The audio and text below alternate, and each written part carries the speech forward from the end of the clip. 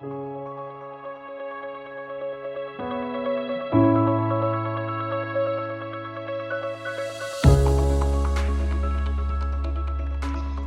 evening where I am, but good day to all of you wherever you are across the globe. Good evening, ladies and gentlemen, sisters and brothers. I stand before you on the land of Eora. I've grown physically on this land, but in my blood and always in spirit, I am Wiradjuri. My name is Yvonne Weldon. I am a sovereign woman from Cowra here in New South Wales. I am the elected chairperson of the Metropolitan Local Aboriginal Land Council, who are the culture authority under the Aboriginal Land Rights Act for the land that I am on. I'd like to pay my respects to all elders past and present, and to all First Nations, and to you and all the ancestors' lands that you are on. Welcome to country is an age-old tradition. It's more than just words, it is a spiritual process by honouring the ancestors' footsteps we're all walking in, continuing the practice of many generations before us to the many generations to come. A welcome is ensuring that we give honour to those that have gone before us and for those that are coming behind us. It's an important part of that reflection of what we represent and also what we would like to ensure that people will represent us into the future. So the boundaries of the traditional owners of the lands that I am on are written into the Earth's natural landscapes. The boundaries of the Eora are the Hawkes River in the north, the Nepean in the west, and the Georges River in the south. On behalf of the Metropolitan Local Aboriginal Land Council, the elders and the members, I welcome everyone to the land of the Gadigal. I acknowledge the Gadigal people whose spirits and ancestors will always remain with this land, our Mother Earth. Across this beautiful continent of ours, there are hundreds of nations, tribes and clans that have existed here for over 60,000 years. This country's First Nations people are the oldest living culture of the world. So as we're all joined online, let us all remember and acknowledge the many warriors that created pathways for all of us, the ones recognised and the ones we've never heard of. My people have always listened to each other, the environment, animals, elements, and our ancestors. We don't live in isolation of body, culture, spirit, land and water because we are one. We need to reflect upon the footsteps we're leaving to know where we're heading, shaping a society, a country, and all our countries can be proud of. In these times of this pandemic, don't let the social distance make us socially absent. We must maintain physical distancing, but not creating barriers to our social connections, whether that be through your network or your work, creating an inclusion and acceptance and a resilience. All of us together can bring about a positive change to multiple generations, starting a healing to the past generations by declaring what should not have taken place, to the present day generations, giving them hope and creating a future for the next generations, for everyone in this country and all countries. We are in this together.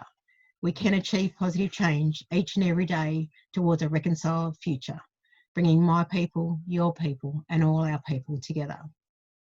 As we ponder over recent times, think about the difference you are making today that will become milestones of the future. So let us all draw upon my people's spirits as we continue on our journey. May my people's spirits walk with you and guide you as we strive forward for us all. Again, on behalf of the Metropolitan Local Aboriginal Land Council, welcome to Gadigal land. This always was, always will be Aboriginal land. Thank you and have a wonderful evening and day. Thank you. Thank you so much, Yvonne. And hello, everyone. My name is Philippa Duthie, and I am the Director of RSA Oceania. This event is a collaboration between RSA Oceania and Australian Design and Innovation Studio, Mentally Friendly. In the next hour, we'll hear from RSA Chief Executive, Matthew Taylor, who will talk about the conditions for making change possible, followed by environmental lawyer and climate activist, Farhana Yemin, who will talk about her experiences in international policy development and engendering community change. We also want to hear from you. So at around 10 o'clock UK time, we'll open up for your questions. I'll then introduce you to Nick Gower, co-founder of Mentally Friendly, and hand over to Sakshi and Johnny from Mentally Friendly, who will take you through the workshop session. I'll now hand over to our first speaker for today, the RSA's Chief Executive, Matthew Taylor, who'll be talking about the conditions for making change possible and opportunities for change in times of crisis. Thank you so much, Matthew. Hi, Philippa. It's great to be here. I have a small crisis, which is the house printer is in my room, and it just went on and very noisily printed a page. It has stopped, so I'll hope it stays silent. It's probably my daughter printing out her day's schoolwork, but if it starts again, there'll be a brief hiatus while I change rooms. So I've only got 7 minutes, and I want to talk to you about a set of ideas that I've written a book about, and that I'm now refreshing and writing a very long essay about. So the challenge is how to put this together in 7 minutes. And so I hope you'll take me on trust, because I'll have to assert certain things which I can't evidence because I don't have time to do so. But I guess I want you to know that there's been many years thinking that has gone on behind these ideas. So I want first to talk about change. I want then to talk about fundamental nature of human motivation and social structure. And I want to end by talking about how we might think of the new era that we might want to move into in this post-COVID world. And let's recognize it's not a post-COVID world in many parts of the world. And we don't know how things are going to unfold. So let me start with with change and simply acknowledge two things: that the relationship between crisis and change is contingent. If you compare, for example, World War I and World War II, you can see in the first case, decisions that were made after crisis laid the foundations for the horrors of the 30s and the 40s. The decisions made after the second crisis, the Second World War, laid the basis for 30 years, which looking back on them look incredibly impressive in terms of economic growth and relatively low inequality, political consensus, growing freedom. If you look at the AIDS crisis, terrible though it was, we emerged from that with behaviour change in the gay community and new leadership, a commitment to investment that's led to HIV no longer being a terminal condition, and a transformation in attitudes to the LGBT community. If you look at the global financial crisis, apart from some quite technical changes to banks and financial regulation, the aspirations that would lead to a challenge to the financialization of the economy or inequality, those hopes have been dashed, and in many ways things have deteriorated. Nevertheless, and this is the second point, it is certainly the case that whilst the relationship between crisis and change is contingent, the chances of change are much greater in the period after a crisis. And I want to suggest that we might think of the last 80 years in the West, at least in terms of three periods that we saw after the Second World War in response to the Depression and that war, this post-war settlement.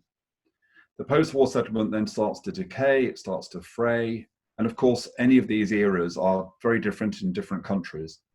But it starts to fray, it starts to come apart, and then we have the oil shock, we have America withdrawing from the Bretton Woods system, the collapse of that system, and then we move into a new era which is widely characterized as neoliberalism. And that's an era where there's strong focus on markets, and the primary role of the state is seen to be to expand the domain of markets or to deal with the kind of byproducts of market domination, the side effects of market domination. That system, of course, is very different in different countries. You know, America and Sweden are always very different, whatever's going on in the world, for example, but nevertheless, that's the dominant kind of way of thinking. That has all sorts of problems with it, and we're starting to see populism rise before the global financial crisis, but after the global financial crisis, we see a third era, which is the era of populism. And whilst pure populism is only dominant in a certain number of countries, the kind of technology, the assumptions of populism are much more widespread, and arguably populism is the most powerful political and most dynamic political force, based as it is upon the idea that elites are corrupt and that society is best understood in terms of in-groups and out-groups. So the possibility is that this crisis will hasten the decline of populism and the emergence of something new. So that's my first thought, is something new may emerge. My second thought, and this is, I'm afraid, incredibly truncated, but you need to take my word for it. Well, you don't have to, but I invite you to, is that when we think about social structures, one way to think about them is that they represent some expression of 4 fundamental human motivations. And these are human motivations, they are worldviews, they are methods, they are implicated in ideologies. And those 4 are firstly individualism. So the idea that what matters most is the differences between us, and what matters most is freedom, and that the most dynamic way of making change in the world is competition. Then authority, which says what matters most is expertise or authority, your place in a hierarchy, and favors change through strategy and expertise and control. And then thirdly, solidarity, which is a motivation based upon our values and our group belonging, which favors methods of change which are to do with what we have in common and our values.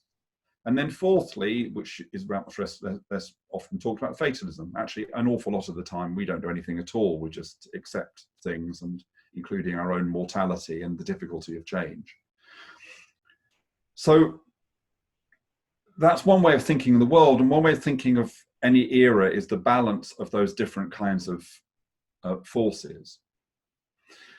And my proposition to you today, so that, for example, the post-war settlement was a reasonably benign balance of authority, manifest primarily in the state, solidarity manifest primarily in civil society, and individualism manifest primarily in the market. Neoliberalism is a system in which solidarity is downgraded, and what matters is individualism, and the role of authority is simply to create the space to maximize individualism. Populism is a highly solidaristic movement, and that might sound odd if you associate solidarity with kind of left-wing causes, but populism is all about the group. It's all about my group versus your group. So my suggestion is that what we might think of the new era as is an age of reflexivity. And what I mean by that is, what I mean by reflexivity is the process where a thing thinks about itself. So reflexive pronouns are myself, themselves. And what I want to argue is that these forces, these forces that shape the world, whose combination defines an era, are incredibly powerful, but they are all both powerful and flawed, contradictory and problematic. And that many of the problems that happen in the world is because those forces, as it were, don't reflect upon themselves. And so for me, an age of reflexivity is an age in which we have a greater appreciation of these fundamental drivers of our motivation, these fundamental ways of thinking about organization, these methods of change, these notions that underpin our ideologies. And we understand both their strengths and the contribution they make to progress, but we also much more deeply understand their flaws and their contradictions. And so, to conclude, that we understand that individualism, whilst it's incredibly powerful and dynamic, and its rise through the Enlightenment is one of the reasons why we see a kind of massive acceleration in social progress in the West, that individualism is also prone to selfishness, irresponsibility, atomism. It's self-defeating. Secondly, that authority, whilst again we need authority, I reject those people who say that you can have structures that don't have leadership. We need leadership, we need authority, but yet the dangers of leadership and authority, of exercising power irresponsibly, of having power just for yourself, of not understanding the fundamental challenges of leadership, and that in the end, effective leadership is not just about leaders, it's about the relationship between leaders and led. And so we need reflexive forms of authority, leaders who are aware of the nature of leadership, the limits of leadership, the fact that, as I say, leadership is always actually a relationship between leader and led, and never simply a quality of leaders themselves. And then thirdly, and I would say this is probably the most difficult challenge at the moment, in relation to solidarity, in relation to the idea that what matters most is the group, which is an incredibly powerful idea, both on the right in terms of populism, but both on the left in terms of identity politics. We need to understand that whilst group belonging is something which drives some of the best of our instincts in terms of other regarding behaviour, our passions, our values, it also has a tendency to drive us into tribes and to other people who are outside the tribes. It has a tendency to become sectarian, that groups that are closed and share the same values tend to become more extreme over time, a well-attested kind of process. So we have also to be reflexive about our desire for belonging and shared values. And then finally, and this links so much to what Yvonne said at the beginning, in terms of fatalism, we have to understand that, yes, on the one hand, we must distinguish between the virtues of fatalism, which is stoicism and realism, and the traps of fatalism, which is kind of pessimism and apathy. That we need to kind of recognize that there's a great quality in being more aware of the nature of human existence, and particularly actually of death. I think part of the way we've responded to COVID in countries like the UK, the negligence of it has been because of the way that we view death as defeat and aging as decline. And also I'm very taken by arguments, for example, made by Ronan Krznaric in his most recent book about what he calls cathedral thinking or 7-generation thinking, recognizing that the contribution you want to make is not just a contribution felt in your life, but is a contribution which may never be acknowledged, but you know you have yourself contributed to the long-term good of the world and of other people. So I think that an appreciation of fatalism can actually inspire in us the attitudes we need, particularly in relation to the climate challenge. So my final point is simply this, that in putting these ideas together, I'm in a way returning to some of the themes in my annual lecture, and these ideas will be the basis of my own and my 2020 annual lecture in a few weeks' time. I'm kind of I'm trying them out with you now. I'm actually returning to the themes of my 2010 lecture, which was called 21st Century Enlightenment.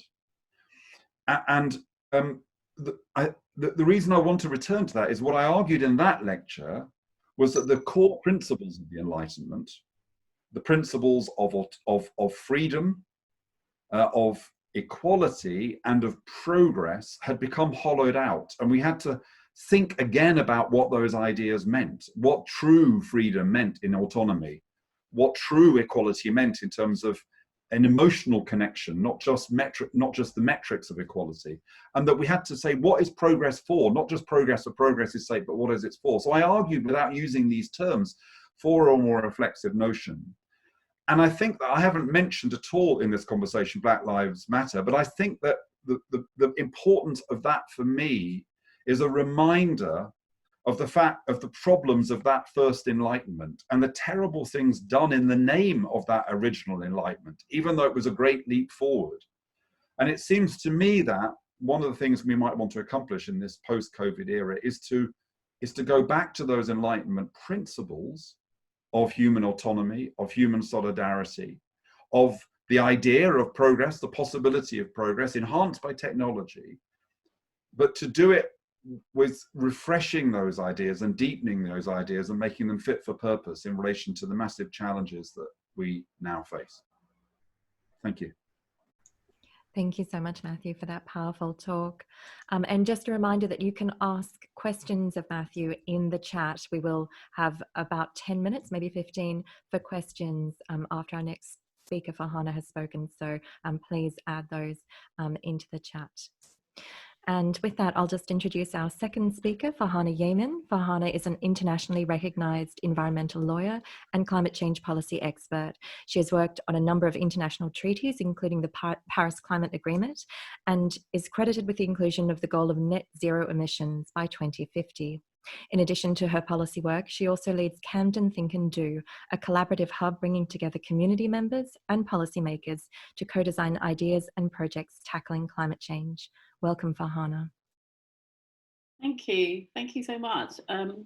Fantastic to see so many faces, a few I know, but new faces. I've only just become a member of the RSA, sadly, as we've entered into lockdown. So I look forward to connecting with people in person and through the many different virtual networks that are now more vibrant as a result of COVID, actually, and have shown us that we can communicate and exchange ideas, and don't need to be whizzing around the world, which is what I've spent most of my working life for the last 30 years doing, being part of that very global set of conversations about what the world order looks like, being very immersed in geopolitics and how it's influenced and shaped the world a little bit that Matthew was sort of describing. I am very glad, Matthew, that you did speak to Black Lives Matter towards the end of your talk, and I guess I would have a few different starting points which resonate a little bit more with what Yvonne has said, that when we look to how we build bridges to the future, we have to look at the foundation of where we're starting from, where the bridge is to. You know, bridge is a span, you know, one end to another. And we tend to focus a lot on the future rather than looking at where we're building the foundations and what is the land, what is the history of the land, you know, what is the quality of the ground, the soil, how fertile is it, whose lives, you know, have shaped the way in which the landscape on which you're presently on is going to influence what you do. And I guess that speaks a lot to a change and a big shift in my own thinking from very much being immersed in climate models that were modeling, you know, impacts in the future, whether it was 2030 to 2050 to 2100, to looking at actually what is happening already, what has already happened, how many millions and billions of people are already impacted way before we get to the 1.5 or the 2 degree goal, let alone the 4 degree sort of world that we're heading to. And to see the injustices that have shaped and are resulting in more and more people being left without safety nets and being hurt and not having the acknowledgement of the historical wrongs that have taken place and are continuing. I come from Pakistan. I was born there. I came to this country when I was 9, and I've acted mainly in my professional life for small island states and least developed countries in the negotiations, which I've been part of since 1991. And actually, some of the things that are not spoken about in these sorts of meetings are militarism, colonialism, imperialism. And in my country and the countries I represent, those are living realities. So when we came out, as you sort of described in a little nutshell, the history of post-World War and the settlement, which I think you said was quite benign in some respects, it wasn't benign for the vast majority of the world. Not everyone gained their independence and was free to go forth. It was a very, very brutal, you know, huge lives were lost. This is not even going back 300 years. This is going back to the immediate 50s and 60s and 70s, huge liberation struggles, huge struggles to set about and right the economies, which were basically still based on an extractive economy, brutally reinforced by military rule and by economic rule.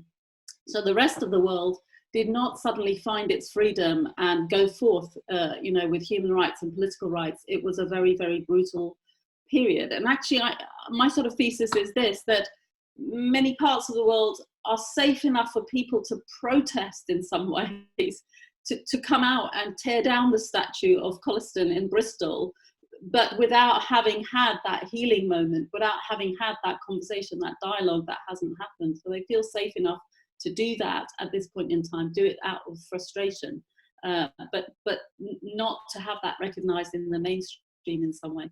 And I say this because I think it's very important, not just because it's a fashion or a trend or we suddenly had to wake up to the living reality of the gross injustices on which we're trying to build a better foundation. And this very notion of progress, of development, of looking from where we are and building forth is itself, I think, a very dodgy, frankly, you know, notion. And if you start looking at what is required for us to really decolonize our minds and our brains, we have to let go sometimes of this idea of progress, of development, of a linear line to a better world. You know, we may in fact be walking into the most horrendous of worlds, and that's not just because we're in the worst economic recession of, you know, all time, but because large parts of the world are already beyond an economic and social tipping point, and we're looking at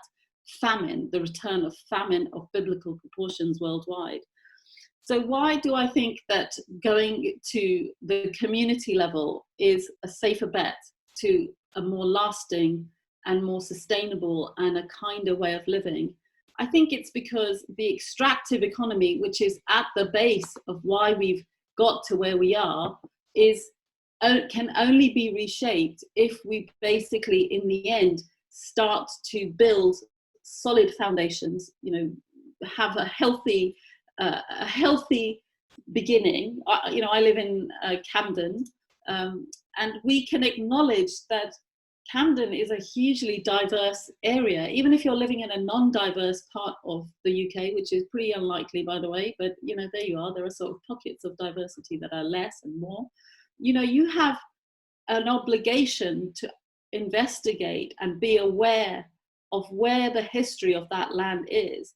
And the history of that land is bound up. Every building, every farm, every local high street is bounded up with the last 300, 400 years and older of history. And you need to be aware of that. You need to be aware that that is the foundation, that is the resilience, that is the bonds that we need to engage in order to build a lasting new settlement, a new social contract, a new way of engaging in politics. And I think that that's what we're trying to do in fits and starts. It's only just one experiment. There are thousands more, thankfully, that are taking place all over the world in other parts of the UK, where communities are engaging with one another in a spirit of radical inclusivity, of radical truthfulness, of speaking uncomfortable truths about power and whose feelings and whose lives and who is impacted. COVID now, gives us a very vivid way in which we're understanding how those structural inequalities keep playing out, and those legacies are having a very dramatic and real impact on the lives of many people. So I come, as I said, I'm from Pakistan. I have huge numbers of family that still work in the NHS. You go off and you either became a doctor, a lawyer, or something else. So, in parts of London, the entire cleaning staff of the hospital is BAME, comes from a black and ethnic, but the entire staff, not one person is white. And so it's not a coincidence that then the rates of COVID, of vulnerability, of, who is recognized, they're not even staff, they're contractors and in the gig economy. So those people are now seen and are being held by their own local communities. We have, I think, 1.5 million people in London alone who are reliant on food banks, and 40% of them are BAME communities, 40%. So we have to start to see what the longer term legacies were before we start shifting to and deciding and making all sorts of decisions about what a better world looks like. We have to consult and talk to those who have got lived experience of resisting, of rethinking, of restructuring. And many of the people I work with, myself included, we have huge histories and lived experience of overthrowing systemic systems, systemic oppression.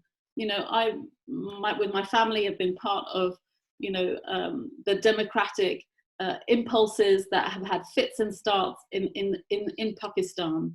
And that is a history that's repeated, all the way throughout the non-Western world, shall we say, and it's being revisited to some extent here. So I know I don't have more than 7 minutes. I think I've probably used up my 7 minutes. And I think I want to just leave you with 4 quick summary reflections. So right now, disruptors to what we thought of as comfortable and good business as usual and what we thought of as progress is really important. Disrupting our own vision of what counts as progress is really important.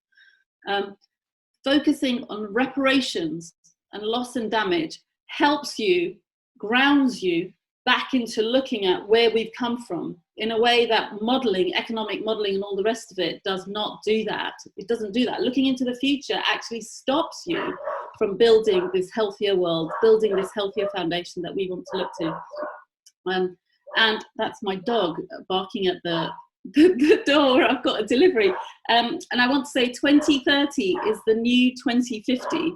So I've stopped talking about 2050. I was very proud of that goal, but 2030, which is the next few years of investment, infrastructure, how we live, and we're making decisions about it day to day, is what's important. And finally, I think communities are the best way in which we can go forward. We've spent umpteen amount of policy, time, thinking, research, effort on talking about the virtues and the impacts of globalization, but we have never really done that in terms of community-based power and community-based models of living. So I would like to make sure that I plug in with the efforts at the RSA and beyond on that.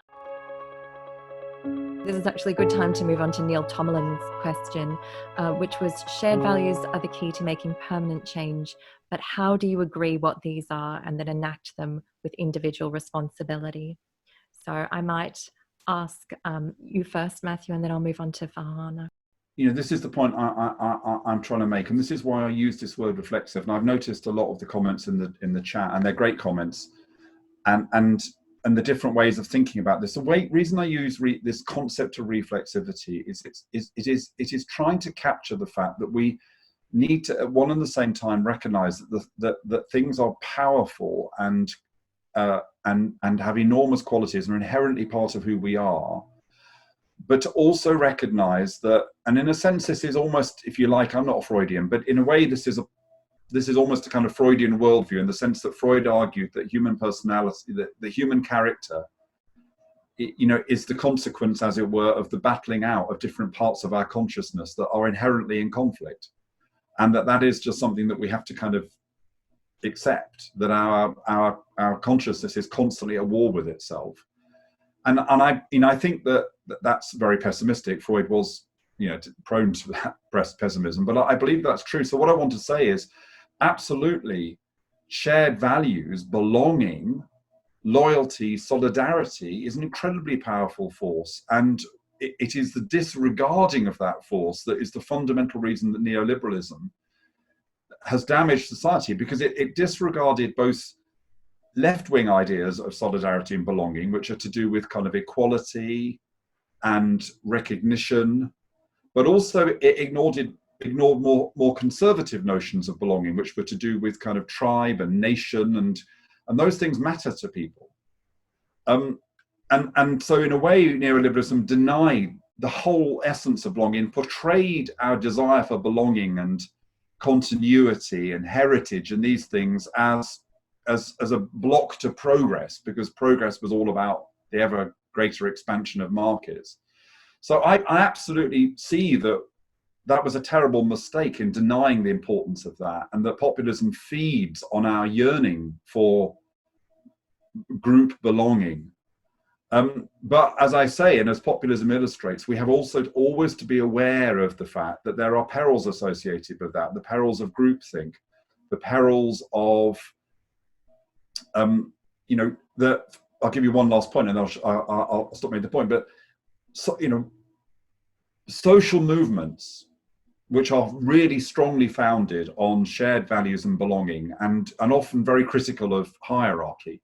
But if you look at the history of social movements, they are brilliant at challenging power. They aren't so brilliant at building structures that can deliver things, So it's the largely spontaneous movement of people in Tahrir Square that brings down the Egyptian regime, but it's the Muslim Brotherhood who inherit that because they have the organizational capacity. It is after the global financial crisis, the dynamism wasn't amongst social democrats and others, it was in the 1% movement and the Occupy movement. But yet those were movements which, despite their dynamism, weren't in the end able to develop a kind of coherent program of action that could capture people's opinions. And so rather than the global financial crisis leading to the success of radical movements, it led much more to the success of nativist nationalist movements.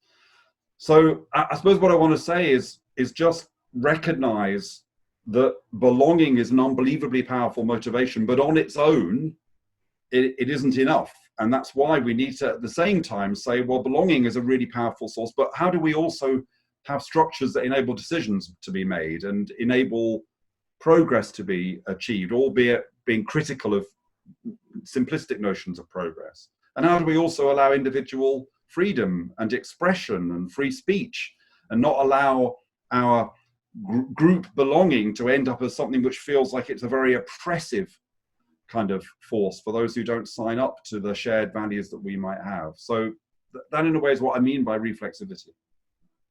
Thank you, Matthew. I'll turn over to Farhana for her perspective. And at the same time, I'll ask her to reflect on Carolyn Jackson's question, which was, how do you define community? Can it be a community of practice and not just a great geographical one? Sure, yeah, and apologies for the the perils of working at home sometimes. I think in terms of this question of what is community, and I remember, like, when I did PPE, we did what is community and power, and it's a contested concept and all the rest of it. But actually, pragmatically, what we're talking about is building an economy where, for example, everything that you need comes from, either a 100-mile radius, and everything on a day-to-day level comes, and you can do it in 15 minutes. You can walk there and back or cycle there and back within that, something like that. So it's something to do with high streets. It's something to do with the ward level. It's something to do, maybe even a borough is way too big for the essentials of life that we need.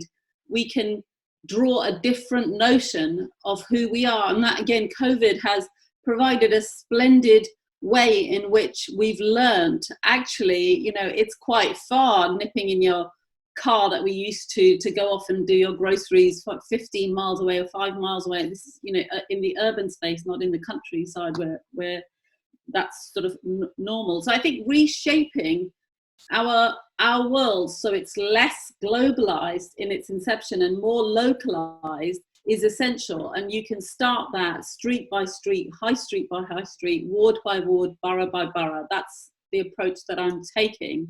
And I think there's lots and lots of literature as well as to what is the healthiest sort of village size that we need. And it's actually, there are numbers attached to these things. A healthy community, all you'll need is around 100 people to 200 people. That's it, because you physically can't interact in that big a way, and it's great having Facebook friends and so forth. So that's just a little response to the sense of, do we sit and need to define community, or how do we start? And my thing is, yes, start from where you are now and localize and rebuild your high streets, rebuild those centres that you already have, like local authority community centres, which are servicing in the main on a ward level or a borough level at the very, very most, and start from there. I think in terms of the sort of bigger questions of how we engage and talk about these things, again, a lot of this is to do with, how you handle the speed and scale of challenge and behaviours. And again, that is too difficult to do in a way that's healthy and really sustainable if we continually talk about trade-offs. We can't do that. Once we do that, you're always trading off and saying, actually, it's not worth saving the small islands. Let's just relocate them all.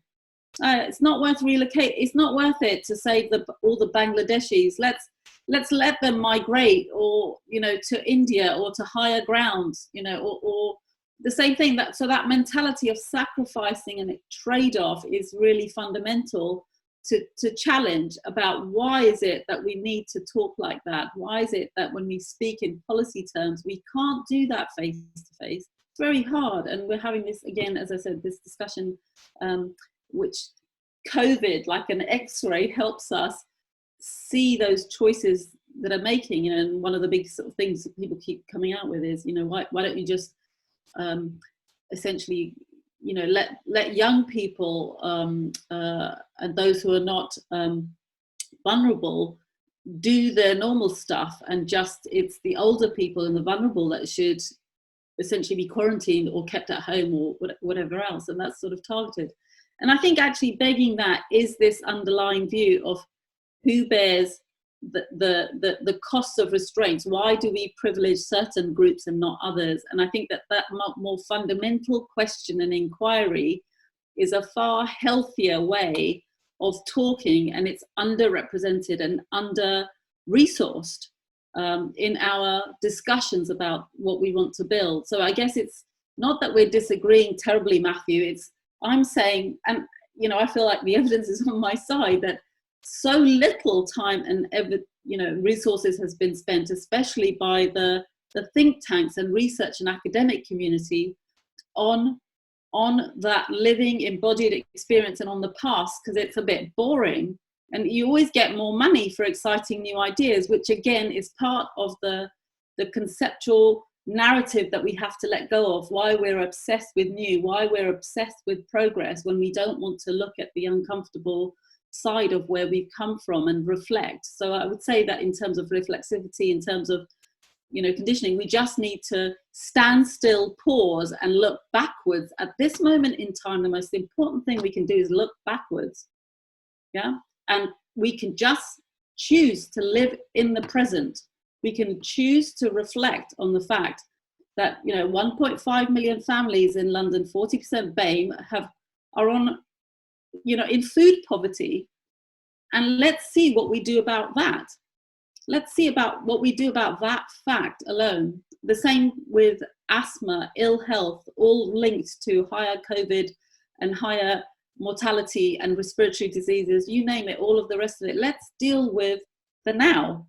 And the dealing with the now actually helps you deal with the future in a kinder and more just ways, because the future is full of uncertainties and allows people to frankly bullshit and ignore what the hell has gone on, and to talk over and not put the interests of the vulnerable, the marginalized, those who've already borne the brunt of enough rubbish, frankly. I'm tempted to swear, but I don't want to.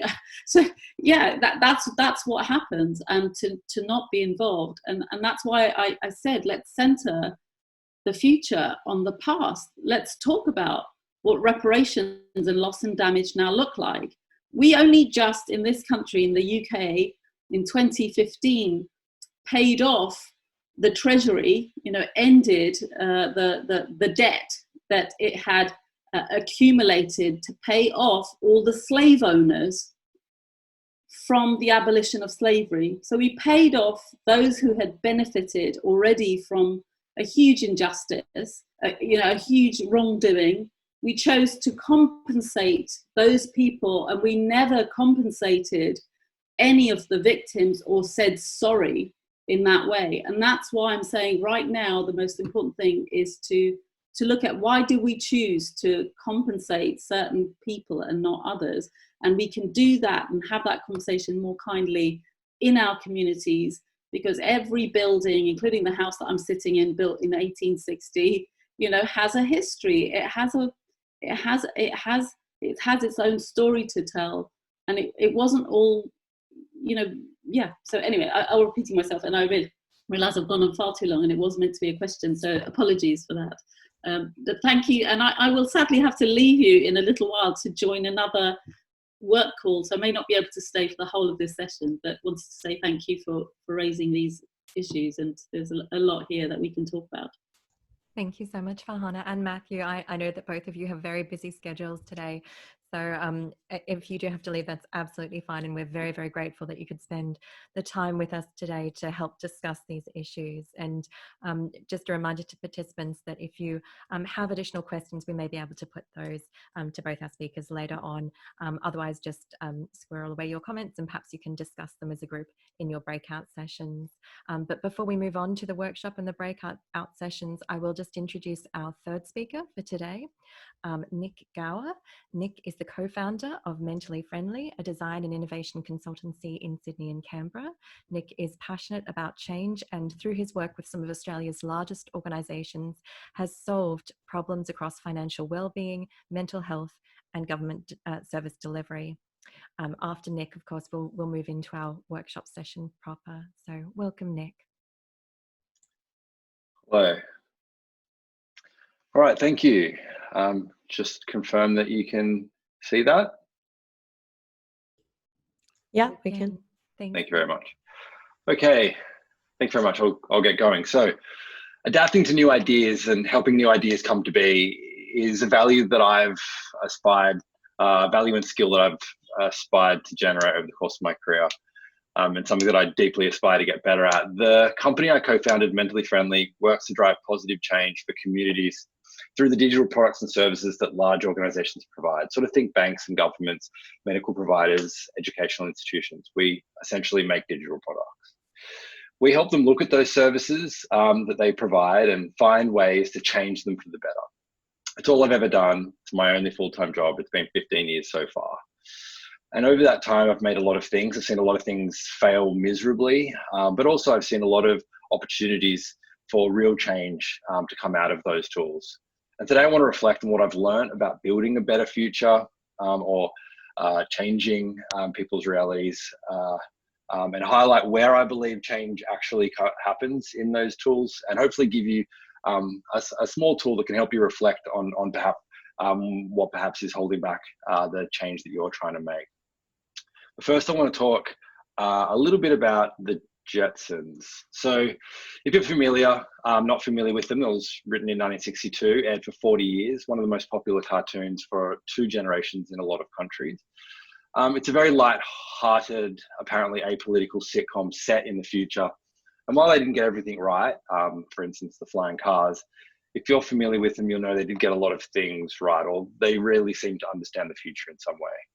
The internet and how we would use it, gleefully consuming news here, shopping for a new dress in a virtual change room, smartwatches serving us content because of our extremely busy lives, treadmills, and also sort of the absurd uses we would find for them. But not all the problems in this future have been solved. The entire cartoon is set above a thick smog layer that separates the rich white upper class from the poor underclass on the surface.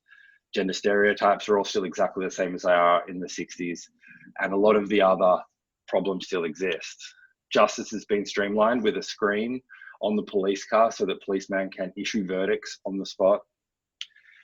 And lastly, maybe most prophetically, the future of work. George's job is 3 hours a day and completely automated. All he has to do is press a single button, which turns on some computers, and then large screens come down and his manager screams at him for the rest of his shift. Automation and management feels feels eerily familiar and weirdly specific. So how did they do it? Did they invent all this stuff? Obviously, of course not. But what is the difference between predicting and inventing? After all, they came up with these things before they existed. So I think the answer is simple. They, like most artists, are excellent studies of human behavior. They saw the things that people do and value very clearly, made predictions about what problems we would choose to solve and which we wouldn't, as well as perhaps how we might choose to solve them. Their cartoon didn't change the future, didn't have an effect. It just understood the path we were already on really, really clearly. So if the way to predict the future is to observe human behavior, as Farhan said, it's just a random continuation of where we are, probably worse, often worse. Obviously, the way to change the future is to change the behaviors that we display, the place that we came from, takes us to where we're going. So we believe this is in this thought leaves the success we believe that in this thought lies the key to successful change programs. So let's have a little chat about how that might work. Here's a really simple model that might make us help sense of it all. There's a reasonably straight line between today and the future. If we just close our eyes and wait, we will obviously eventually get there. But it's more helpful to think of the place we go if we just close our eyes and wait as a future, a vague concept of continuation, not intentionally different, but certainly not the same, just a future, a place. But we don't want a future. We want a specific future, one with specific attributes that improve on today. We want a better future. Perhaps health, environment, work, government, communities, all these things we need to be strong. We want them to be better. Imagining this better future is unbelievably important work. Choosing the right problem to solve and thinking through the potential repercussions of those solutions, making sure we include others' perspectives and that we free our minds enough to imagine the future that is worth changing for. But imagining doesn't bring it closer. It just gives us the destination to aim for. And in fact, by imagining a future that you want to go to and setting that destination, you've actually broken that neat, comfortable concept of a straight line that we were on. It's not a vague concept of continuation anymore, but a specific place. And we won't get there unless we actively make it so. And usually what we do now in terms of trying to make it so is that we reach for our tools. So those tools that we need or that we grab to build these bridges to these specific futures are things that we can, that obviously will help us change course. So the things that we often reach for are co-design, experimentation, technology, funding, diverse leadership, these sorts of things. And they're all unbelievably powerful tools, but it's critical to see them for what they are, tools, not destinations. Technology isn't a place we want to go, it's a tool that helps us get there or get somewhere. And that, I suppose, is the great prediction of the Jetsons. What they saw was that we would see technology as a destination, not a tool to solve our problems. And I think this is where most failed change projects live, bouncing between defining the future and talking about the tools that will get us there, often getting the two confused. But there is actually a third and often overlooked ingredient, behaviours, the way we act, what we might call barrier behaviours. The behaviours are for us the most important ingredient. Barrier behaviours are the normal, everyday, comfortable behaviours that make up our days and our identities, and are also at odds with the change we're trying to make. As the RSA really beautifully put in the event overview, our desire to change is often tempered by the understandable need to cling to normal behaviours and process in times of upheaval. In other words, no matter the magnitude of the external force, human habits have the ability to unknowingly stop or slow change. So it is only by identifying and understanding these behaviours that we can use our tools to build a bridge over them. To further define this model and help us with our exercise in a minute, the work that needs to be done over here in the future is imagining, in consultation with all sorts of different humans and places in the environment, to dream what the future could and should be. And this is really hard and very important work. Over here in tools, the work to be done is actively using tools to make change, to create things that didn't exist before, to help build a bridge over the barrier behaviours that we might have. This is also extremely hard work. And the work to be done here in the barrier behaviours is change, actively seeking out and understanding understanding and changing the behaviours that form the barriers. When it comes to real impact and change, the secret is we don't actually build the future. We change the present. We change the way we behave today. Behaviour. This is really where change happens, and it's actually absolutely the hardest part. So I want to take you through a real life example really quickly, and it's a personal one to me so that I can tell it from my own perspective. The Mentally Friendly Leadership Team's mission, the business that we run, is to connect today with the future we all want. That is the mission we set ourselves as a team. And what that means is that we sit down, imagine what we want the future to be for our organization as an organization. And then the leadership helps figure out how we're going to get there. The simple tool we use to bring the model I've just spoken to life is to ask the question of any change we're trying to make, why haven't we already done that? And the answer to that question usually uncovers those barrier behaviours. As a small personal example from one of our recent efforts to change, we decided some time ago as a team that we wanted to do profit share and potentially make people partners within this business. This would literally mean distributing a set amount of profits to the employees at the end of each business year, and as well as giving some specific employees an ownership stake in the business. This, I guess the point of this is that it would reward people for their hard work and ensure we had truly aligned goals. And that's a destination I really, really believe in. So let's apply this to our model. Let's change the future from a future that probably doesn't have profit share in it, and set that destination to a future with profit share. So now we have to do something. We have to change something. It obviously isn't going to happen by itself just because we decided to do it. And the temptation is to go straight to the tools and start trying to build that bridge. What policy will we need? What are the legal implications? How do we design the thing best together?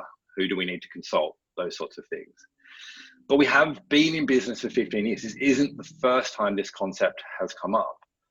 Why hadn't it already happened? Why had it failed on those other occasions to become reality? I'm sure we've all been part of lots of projects that get stuck here, bouncing between talking about the future we all want, going over to making the thing that we think will get us there.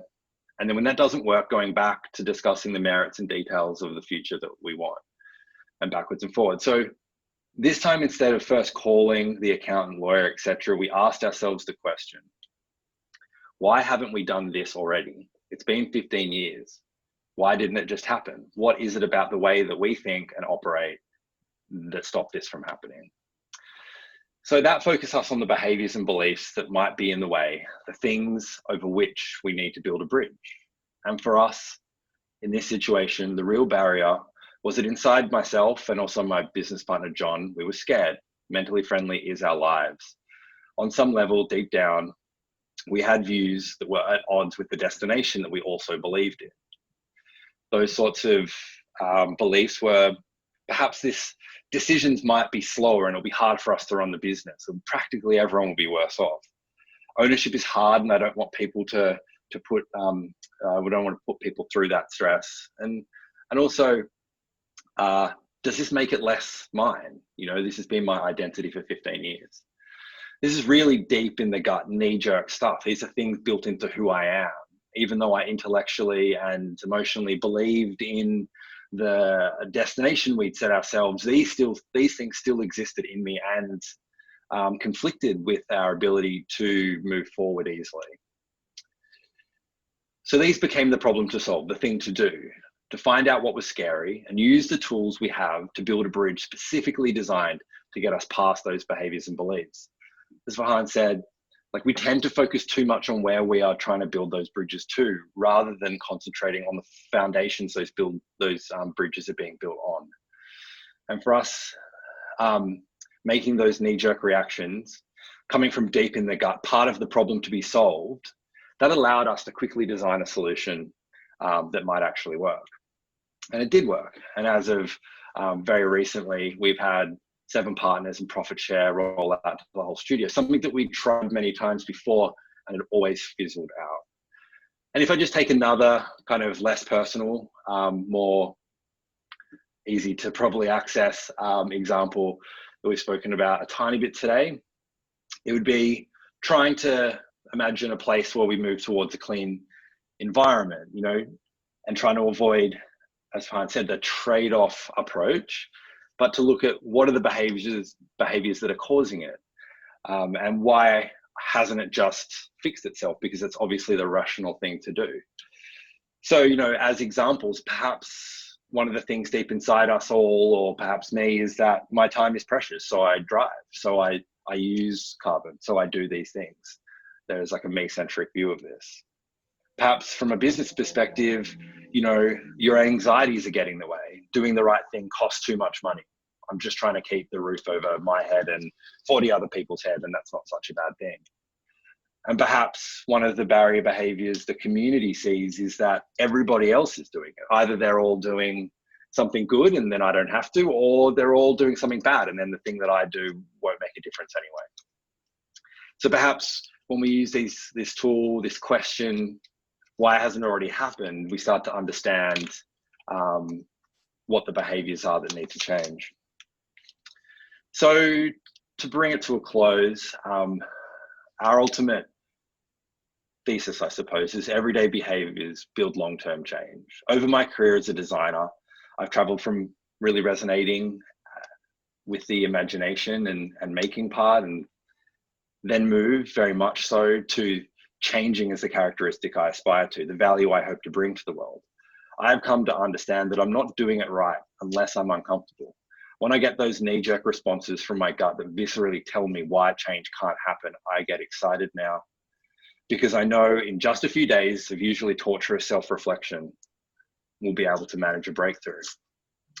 And when I spot them in clients or organizations that I'm working with to help try and change, and I'm helping to try and generate change, and I think, great, now we have all the ingredients to build a solution that will offer lasting change.